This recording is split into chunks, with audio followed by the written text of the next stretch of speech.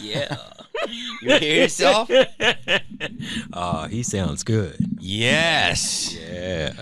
I'm just going to get into it. Ladies and gentlemen, one of the OGs. Oh, geez. OGs in Hollywood. For my Hollywood, because when I started, you were already running things. I don't know if I was running things. I was in the game.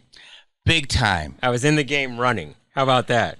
Amazing comedian, amazing writer, Suli McCullough. What's up, dude? Do you direct too?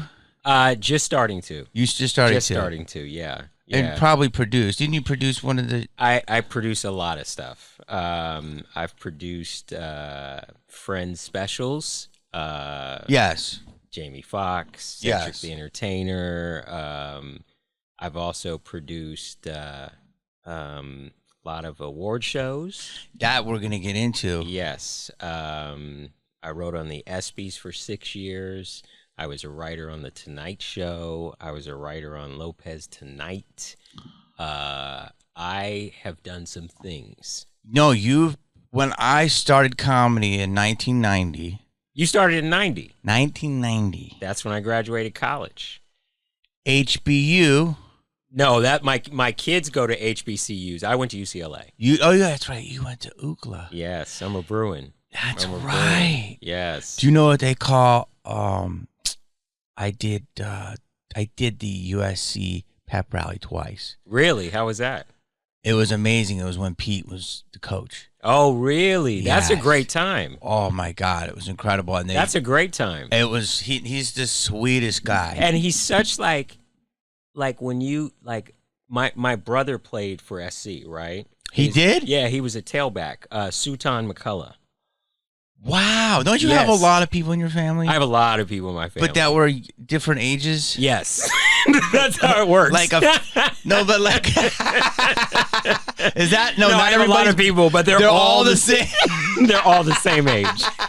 No, but like you had like a 50-year-old and like a 20-year-old. Or am I crazy to say that? Was there a huge gap? Not like that. I mean, I'm the oldest of 7. Yes, you were the trailblazer. Yes, I'm the one that set the bar high. You did. Yes, and then I've got 6 other brothers and sisters, and that's just on one side of the family. Like, you know how black families are.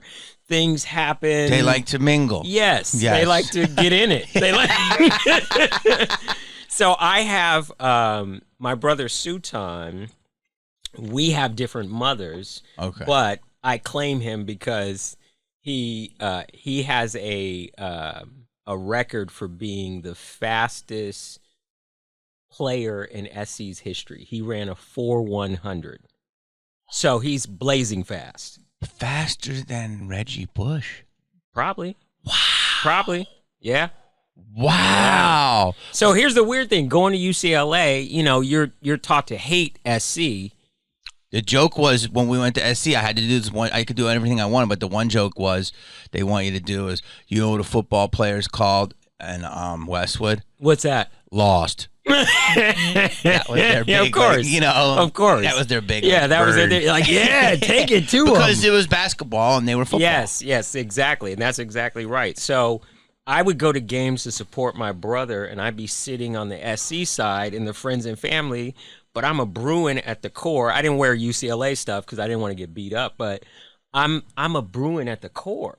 Yes. And so they would, even when SC wasn't even playing UCLA, they would be doing these anti-UCLA chants, and I would just be sitting there like, like fuming. What year was this? I graduated UCLA in 90. So I was there. I transferred from San Jose State. So I was there for 2 years, 2.5 years. Are you NoCal originally? Yeah. You're the Bay? Yeah. I was born here in LA, but I grew up in NorCal. I went to Cupertino High School. Wow. Yes. My junior high was across the street from Apple Computer. So I'm a nerd, dude. But you're from the Yay. I'm from the Yay. You got Yay area. You got real cray. Yes, I do. E40. Yes. With the best of both worlds. Yes. E40 played my cousin on the Jamie Foxx show.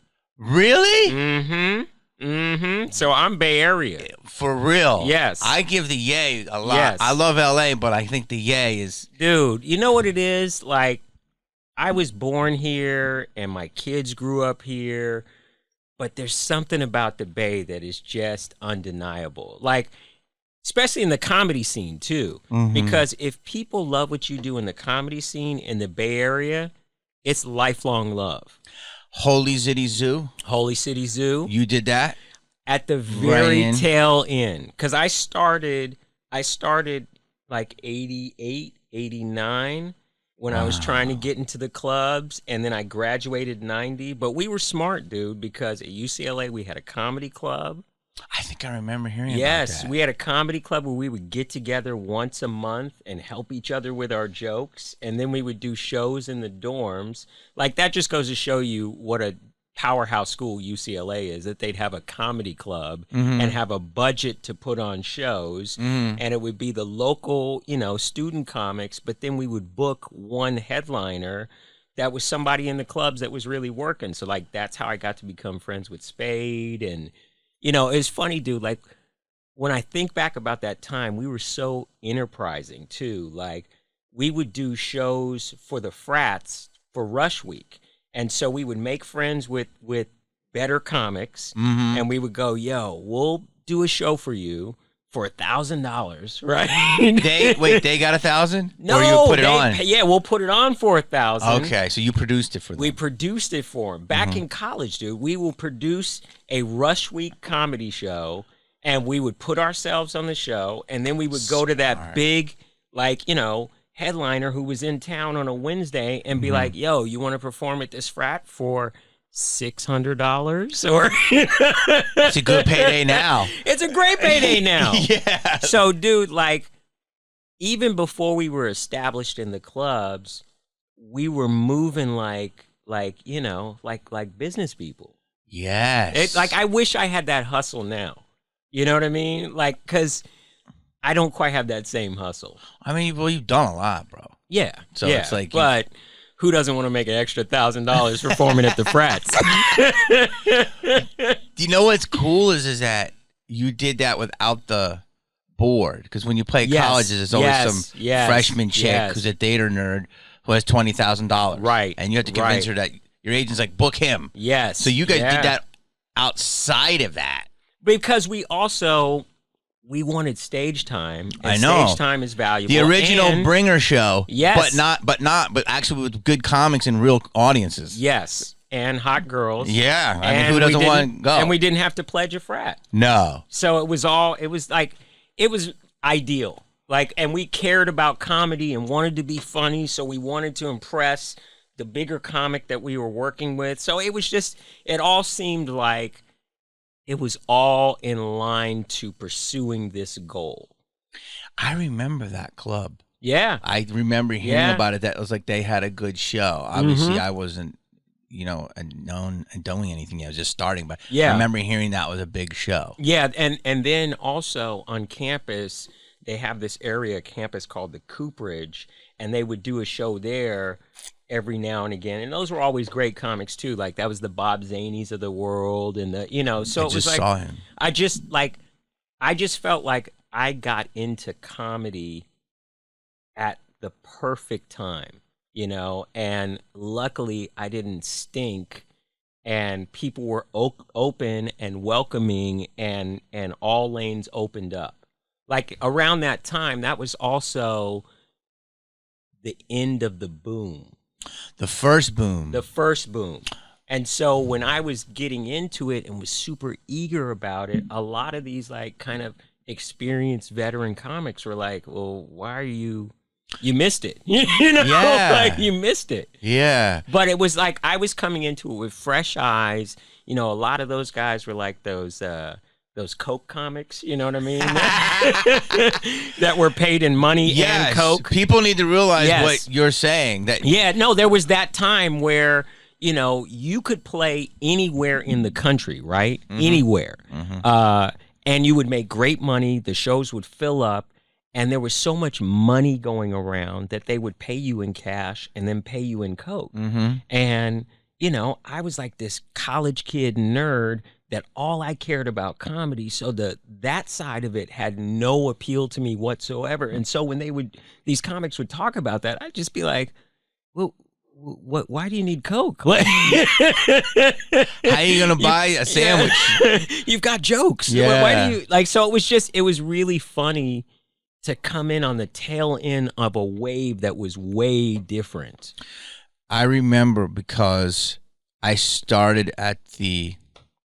It's a long story. I'll get it simple, but I used to deliver pizzas at Domino's in North Hollywood. And there was a building, the end of Vineland and Hollywood. I forget the name. It might be AVA now. Yeah. And one of my first pizza deliveries ever was DL. Really? Yeah, it's a great story. That's awesome. And does he remember you? Yeah, he really? does. And we've worked together since multiple times. And he was the most encouraging guy, and I was that annoying person. Like, but I didn't say I was a comic. I said I'm trying to do comedy, and he was like, "Well, just get on stage. Yep. Get on stage, dude. Right? Yep. Get on stage." Yep. So he kept saying, "He's like, you got my pepperoni? Get on stage." But like, I delivered to him a couple times. Yeah. And once I did it once, I never bothered him again, and he was but the coolest. Yeah. So I started at the Beverly Garland, which was down the street. Oh, wow. They would have an open mic. Oh, wow. Did it twice. Did obviously like everyone does great the first time. Yeah. Absolutely destroyedly bombed the second time. Did you do material or did you do impressions? Impressions, exactly. Yeah. And like a couple of jokes that like I think I heard and reworked, crypto amnesia. Yeah. And then I stopped for 6 months. I just tried it. Yeah. Had no idea. These people that said they have a goal, I had no idea. Yeah. Did the Radisson, back in the day, people don't realize it, on Sunset, that Radisson had an open mic. Yeah. Then I did bomb there. Took another month off. Did the Tony Romas in Woodland Hills. Yeah. But I was like, they were paying. I'm like, don't pay me. I got like 3 minutes. Did okay there. Right. Then I was like, took another month off, and then it just divine intervention. I was like, if I'm gonna do this, I have to commit. And so that's when I met my buddy Al. And then he's like, you got to go to the LA Cabaret, and that's right. Keith Michael Ashton, dude. That's when we first met. It was at the Comedy Cabaret. 5 to 7. You know what's funny is like I Crazy. feel like we've known each other so long. It wasn't until you just said that I was like, there it is. Yes. You know what I mean? Like, you know how when your paths cross with people, you just don't know what the start point is. Yes. But the LA Cabaret was hilarious because it was like. That club was kind of vaudeville-esque, and there were a lot of older comics. Like, that was the age of the black and white headshot. Yeah. The Zed card. Yes. 4 different poses. 4 different poses, yeah. I'm funny, but I'm also a doctor. Yeah. Yeah. And I'll wrestle, you know? Like, it was 4. You had to have 4 looks. Like, if you didn't have 4 looks, it was like, well, I'm not messing with this guy. Yeah. You know, he's just got one. He's just smiling. Well, he's not doing... He's not a doctor. I can deliver a package. Yeah. But that's why I met you, and I remember Bruce. Bruce was kind of like becoming the king of that spot. Yes, yeah. And Bruce had a special connection. Like, they instantly liked Bruce, and he was in there, and he claimed it. Oh, hell yeah. Yeah. And then... That's hilarious. Oh, yeah. But that was like, I didn't even go anywhere for like 4 months. That was the only place you worked. 5 to 7 because it had that open mic. So you do 3 minutes, and he would put you up, and I would like clean up or whatever the guy wanted me to do. So you did whatever. Whatever. And I just knew that I had to get on the microphone and just sit there. Yes. And just try. Yeah. And it was like, and I met enough people that were like, it's not going to be easy for a while. But yes.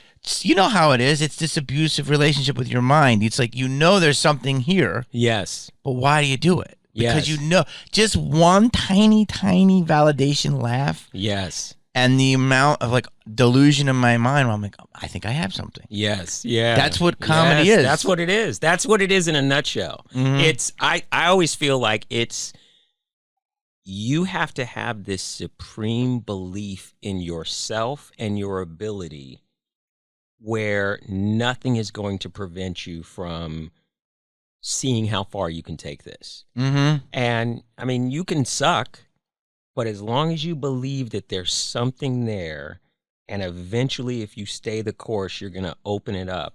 That's the key. That's the drive. That's the thing that keeps you in it.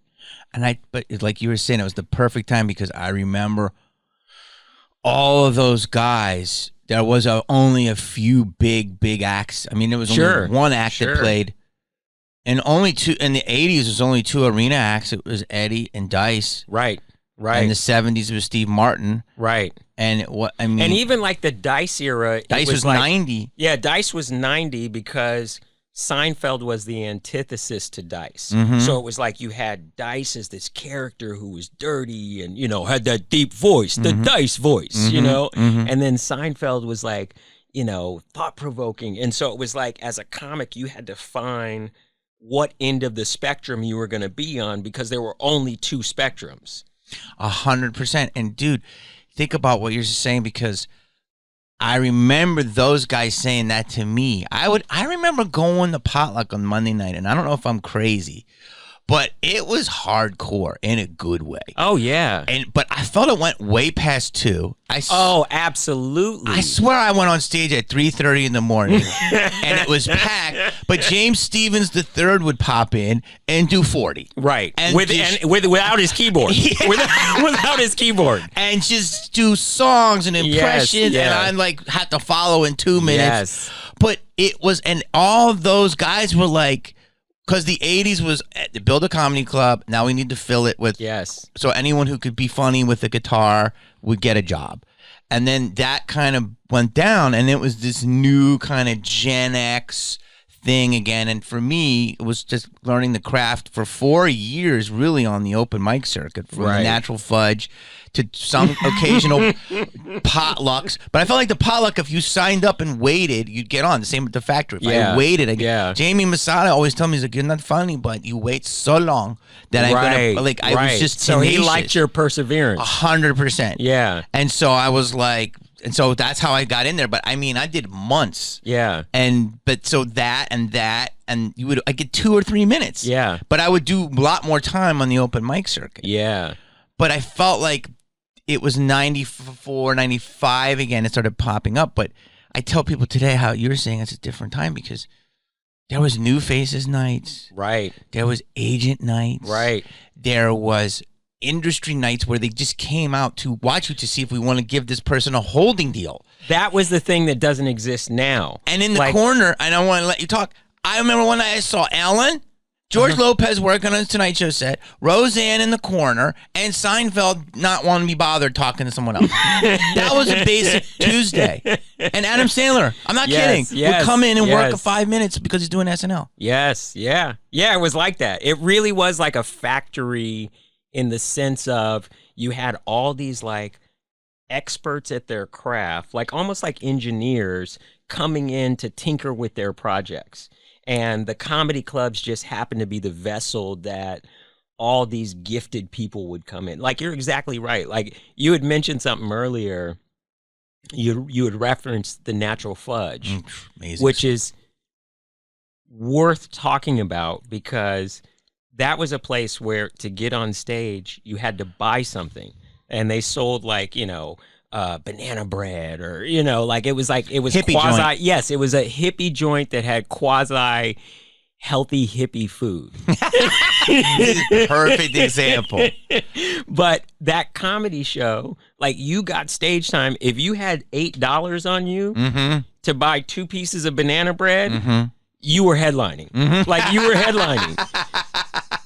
And all the people that you would see there, most of them really cared about comedy. And they were the ones that became regulars that you saw down the road. So I was so fortunate. I was just out of college, so I didn't have banana bread money.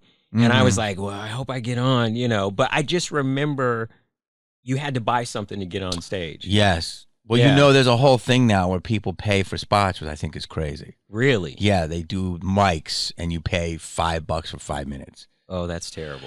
I know, dude. Speak on it. Terrible. I agree with you. I'm so not with that. Not at all. Yeah, I'm not with that at all. I think that it's, comedy is a game that has no rules, but that shouldn't be a rule. Exactly. The Fudge was one. There are other hippie joints. I tell people, we started before Starbucks. Yes. So if you and I were at a show, there would be a guitar person singing a hippie song, an indigo girl. There might be a poem. Yes. There might be somebody doing an interpretive dance. Like, I did Cow's End. I did Natural Fudge. Yes. I did Pedersen's Coffee. I remember... all these places I haven't heard of in years. Yeah, I mean, like, Sherry. I talked to Sherry Shepherd about it. When last time I saw it on a TV show we did, I was like, remember? So yes, that was our circuit. Yes, and then you got one spot, maybe every 2 weeks, a try like an open mic spot at the Improv. Sure. And I used to sit in the back of the club at the Improv when it would go late, and you were just hoping that the audience would stay, because after the booked lineup, they would throw people on stage that they liked that were sitting in the back.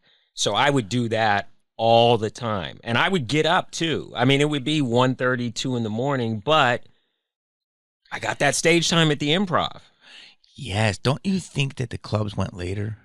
Yeah, they did go later. Yeah. Isn't that weird? Like, I don't know why. I feel like it's I just feel like now. it's just so much more corporate now. You know, the whole game of it all is corporate. You know what I mean? Like, I feel like this era of comedy is about being a brand, you know? Like, as corny as that sounds, that's the real. It's like, you know, I'll talk about this because my followers seem to respond to this, and I'm a brand, you know, like, and that's just not what it was when I first started, when we first started. Never. I really think it was more about, like, it's funny. I used to talk to Gary Shandling about this all the time, because his experience coming up, you know, Mitzi thought he was a writer primarily. So he really had to go out of his way to prove to her that he was a performer with a great writer's mind. And, you know, she would definitely pigeonhole him and not see him for his full self. So the goal was to strip yourself down as an artist to make yourself undeniable. And I felt like we got a tail end of that when we started, because you did have to strip yourself down and be very pure about the craft. And that's what it was about. Like, yeah, you could get a holding deal and it could segue into other stuff, but it was about comedy first. It was. And it's so funny because I remember waiting in line multiple times at the Improv, and I had my 3 minutes, and I had waited 2 months, and then I got bumped. And then I got bumped again. And they said, "You're not up. You'll have to wait till next week." And I said, "Why?" I said, "I waited." Yes. And they said, and this is when I learned, they said, "Because he has credits." I'll never forget that. And I go, "But what is that? I want to be funny." And that's when I learned. So it was originally pure, but then I felt in the early to middle 90s, they started looking at, you know, how can you put butts in the seats? And it changes a lot of stuff. Because it was just about funny. I mean, like you're saying right now, basically, do you like the fact that there were gatekeepers or not? Because to me, I hated it, but I love it because it made me better. But now there are no gatekeepers. So in a way, there's people popping off that you never heard of. And they have 1,000 tickets a night. Yes. But yes, the industry blessing is still the industry blessing, if that makes sense. No, it does make sense. And there is something like to be able to go to all these clubs and be vetted and know you put your time in. Yes. You know, I was at the store the other night and I judged Roast Battle. Ooh. And then I went downstairs and it just was like surprising to me all the comics that I knew and had a history with. So even though I was going there for that purpose, I was like, oh, wow, like I'm part of this community of stand-ups where we're 30 years in the game. And I remember being the new guy watching the 30-year vets.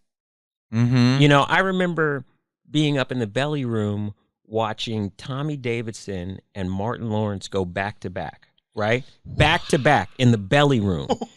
And this was in the early 90s, dude, when I was still trying to get in. You know, I was showcasing for Mitzi.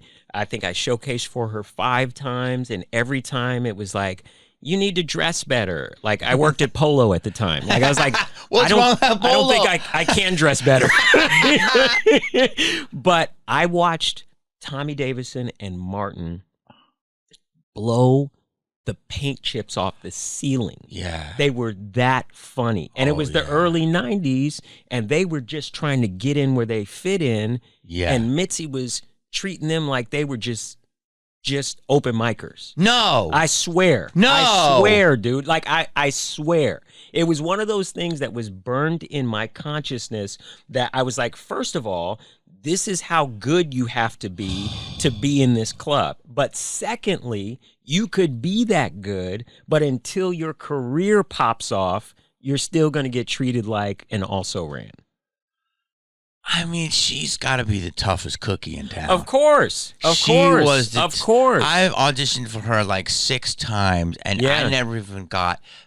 I got once was like no, and then just never feedback. I'd have to go to Wheels. Remember Wheels? I remember Wheels. Wheels would be like, listen, you gotta come back and try it again. But she would leave half of the time, and you know, God rest her soul. I mean, but she was the toughest. And I think it's important because look at. But that's crazy. I would have thought they were in because I remember going there. They were in. And Martin would be hosting the main room. And it wasn't until like Def Jam and all that where then Martin's like above the line. Yeah. I'm saying like the early 90s where they were just 2 super funny dudes. And such a tiny space. And dude, they were crushing. Like sometimes I walk into the belly room and I just remember that decibel level of laughs. Like it was extraordinary. It was extraordinary. Wow. Yeah, it was like I do feel like the trajectory of my comedy life happened as it should because I got to see the best of the best. I agree. You know, and I saw it in a creative time where there weren't as many eyes and it just was a different feeling. It just felt more the clubs felt more like boxing gyms where everyone's just getting their work in and hitting that heavy bag. And you feel like it can't be like that anymore? I just think it's different. It's just different. You know, it's there's different pockets of comics and, you know, even though like some of the younger comics know you, they may not really know you or, you know what I mean? Like, it's a different game. I feel when we were coming up, everyone knew each other. Yes. And everyone was kind of rooting for each other. Mm-hmm. Like you had dudes that were like, you know, on their own thing that, you know, moved in sort of a negative way. But I think everybody sort of felt like, well, he's got his joke book and he's here every night. Like we're all in this together. Whether it was Stephen Pearl. Sure. Or whether it was you. Sure. Or whether it was George Lopez. Yeah. Or, you know, I'm trying to think of some females in the 90s, like Cynthia Levin. Yeah, yes. You who know, I love to death. Yes. Because she was killer. always, she was a killer. She was supportive. She loved fellow comic. Like, it was, like.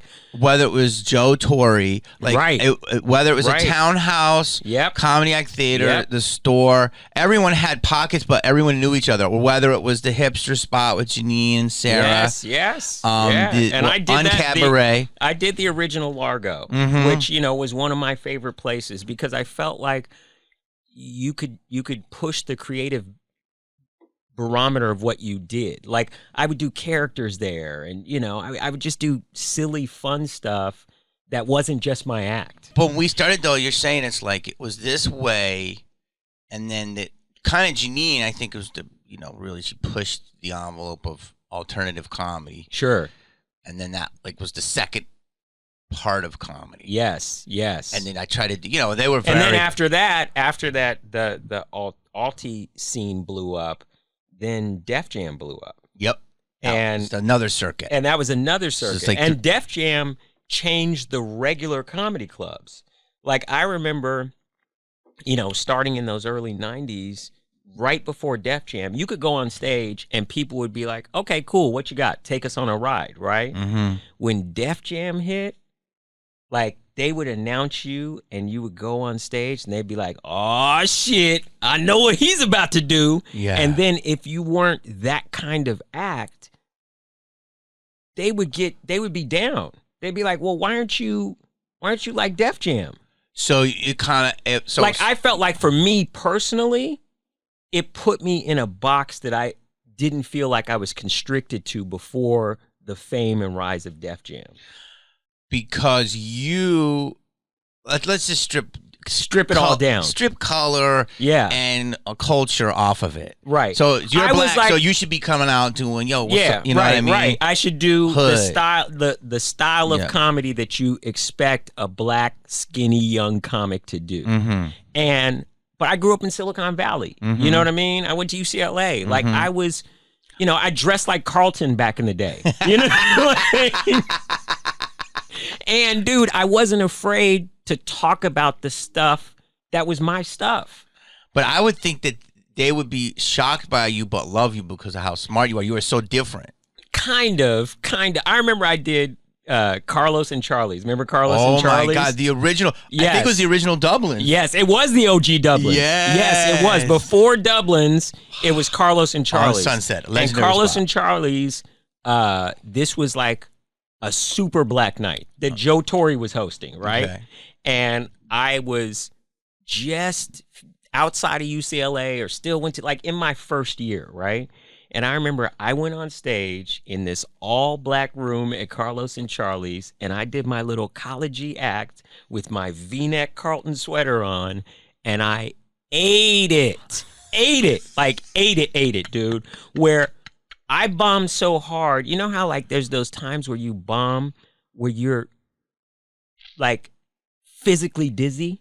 Like, you're dizzy. Your equilibrium is off. Yeah. So I remember I was bombing so hard and I was so dizzy, I was distracted enough to look up at the ceiling and I was counting the ceiling tiles. Right? Wow. And so I got off stage. Joe Torre ripped me apart and was hilarious, which that was like, that was what happened back in the day. And it's a badge of honor. Yeah, it's a badge of honor. He tore me apart. Yeah.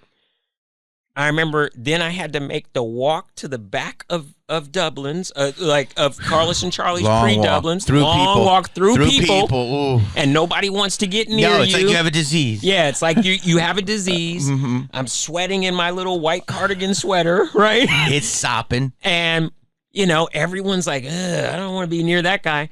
Of course, when you bomb like that, you want everyone to hate you because at least it's uniform. There was one dude that was like, man, I got what you was doing. Keep it up.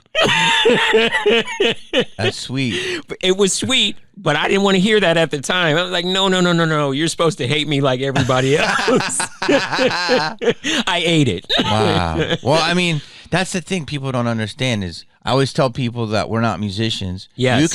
You can practice chords in your room. Yes. And you can know if you're doing it. Yes. You can't practice jokes. The audience is the monitor. No. Is the feedback. And you need to ride the energy of a room no matter where you're playing. Like it is, it's a test of wills. And you have to impose your will on an audience no matter what the situation. Would you say, that you have to be confident enough to scream in the middle of a room to say, look at me, but insecure enough that you need that validation? Absolutely. That's 100% right. Yeah. I think off stage, I'm a pretty reserved, quiet person. And in fact, me and my son were talking about this and he's like, I've seen you, Dad, go from being like this to instantly turn it on and command a room. And then once you step off stage, you're back to this. Which is I think because I found the place for it. Stand-up was my place to let that all out. So before I did stand-up, I think I was more, performy and trying to get people's attention. Once I found stand-up, I was like, oh, that's my place. Yeah, so that's your place to be as big and as strong. Yes. Because you're just chill in life. Yes. And I do think it makes you a better comic to be able to be small in life and really look in the crevices. 1,000%. Stealth mode. Yes. And unassuming. Yes. And then you go on stage and you're a monster. Yes. Yeah. I think that I agree with you. Yes. Everybody's their own biggest bullhorn now. Of course. But it's of course. Be about it. Yes. Really live it and really be about it. The undeniable thing is so true because I've been seeing that Burr says that all the time. And he's like, I don't care what you are, just be great. Yep. And it's like you have to go through it. You cannot be denied. And it makes sense. It's like, not obviously he's the best football player in the world, but Patrick Mahomes' style is so unique that it's like you cannot deny it. Just like this guy, Anthony Edwards in the NBA, he didn't have a huge touting in college, but he's just so amazing that everyone's talking about him. Yes. So it's just like, if you do it, they will come. Yes. Yeah. I want to ask you, though, you were just talking about, like, I feel like 2014, it changed because we would go in, open mics, try to do the club, get 5 minutes, get a TV spot. From there, try to get a deal, try to get on TV, start headlining colleges, corporates, get in movies, do movies, sit in your mansion. Yep. Never go to the clubs again. Yep. And then with social media and stuff, I swear it was Kevin Hart. He did like 3 arenas, and I'll never forget. And like that Tuesday, he was at Flappers. Yeah. Yeah. And I kind of credit him, but blame him. Because he's the biggest, but yet he was like so at a Tuesday at Flappers, selling out, working on his next stuff, and I was like, dude, you just achieved. Yeah, and because when we achieved, we were like, okay, let's chill. But he kind of created this culture where you can never stop, and everyone's seeing it all the time. Yes. So, and that him and social media. Well, I think who else it. is you know who else is good for that? Like Arsenio is a great example. He's of that everywhere too, now. Because I love him. Yes, he's like a guy that is at the pantheon of superstardom. 100%. But still, you'll see at the Comedy and Magic Club, or you'll see at the Improv. He's always at the Improv. Like he's in the trenches. Like he's still working on his craft. But it wasn't like that for a while. No, it wasn't. Like, there was a time where if you crossed over and you were above the line, you were done with stand-up. And now, I think people got kind of like, because people would hit me up all the time for Skylar Stone. Yeah. And he would bug me to do shows, and I'm like, dude, I'm not doing them. Right. And then like 2014, he had this, like 10 years ago, I think is when it started, he had a star packed with everyone. And I'm like, it was the first like Avengers show. Yes. Because it used to just be one name. Yes. And that was, I would go on the road and I'm like, would do great. And I'd come in town and I did okay. Sure. And then I was like, I kind of have to do it. Because you just got to the point that I was going to say is I don't think in this era of stand-up, you can step outside of it for too long. No. Like those road shows, they're coming to see you because they like you. And what's wrong with that? There's nothing wrong with it. It's a beautiful thing. But I know what you're going to say. But you need to keep your ass in the showcase clubs next to the dudes that are coming up that are going to be the next guys, because you need to know what the pace of the game is. Dude, I'm getting goosebumps because not only did that happen to me last week, so you also have to kind of exercise, hopefully, your dominance, that they'll still recognize you. Yes. But you also have to take from them, which they may not realize that, you guys, they're nipping at the heels. Last week, pop in Mulvaney, does his Oscar speech before he goes on. I had to follow him. Yeah. Go to the store. Burr pops in, I follow him. Yeah. And I'm like, this is as hard as it's going to be. But that was never there. Yes. I'm sure if I went to the factory, I'd have to follow Craig Robinson or something. You know what I mean? Like, yes. Yeah. So it's just, that was never there before. Yeah. And I think everybody's out except, Martin's out all the time. Yes. So I think they see it and it's like, you got to be in the game. Yes, and you really have to be in the game because if you're a step slow and you're just riding on the, hey, you guys know me from this, that doesn't cut it. No, and they make fun of you. Yes, then you become that old out of touch guy. Mm-hmm. That's why I do like, stadium guys will still pop in and then, they may say, I wouldn't think I would open for somebody for a stadium, but they might say, hey, come do a guest spot. Right. So it's just, right. It is great. Like I did Largo, Sarah Silverman's show recently, and then Burr was on that show. And so I got to watch him and we all watched each other, and it felt good to be in that company and to have a move on your own too, because it's like, they're going to get theirs, but you better get yours too. Yeah, I mean, you can't have, that's an incredible ecosystem. That's why I love, like, Sarah comes out all the time. Mm-hmm. See, that used to be for everybody watching different segments of this. Yes. So, I mean, yes. that is such a great lineup of different people that come up in different ways that are now. It is a very good community now. Yes. Do you think comedy is, I think comedy is in a way the most inclusive art form. Like, when I go to the Factory, I see every race, color, creed, gender. In the audience or on the lineup? On the lineup. Yeah, of course. I mean, I know the women have some things that not enough women, but I do see a lot of women. You know what I mean? But I feel like the Factory, I saw more comics of diversity. That was the first place I saw the most, in my opinion. Right. Yeah, I definitely feel like it's diverse. It's open to a bunch of different point of views now. Like, I remember back in the day, I used to talk about, my father being Muslim and my mom was Catholic. And now, that's, I see other people doing that as well, like, or talking about whatever their ethnicity is. So I feel like people are so much more open to various points of views. It's not just all the same thing, which is good.